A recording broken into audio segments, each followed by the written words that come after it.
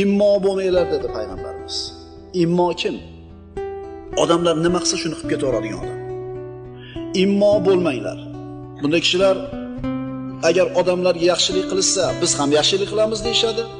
Agar odamlar zulm qilsa, biz ham zulm qilamiz deyshadi.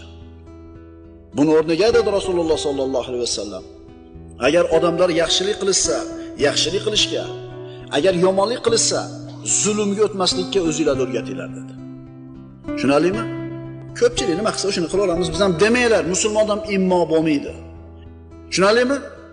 Yarashadimi, yarashmaydimi, tushadimi, tushmaydimi, cho'ntagi yetadimi, yetmaydimi qilaveradi. Chunki kim qilyapti?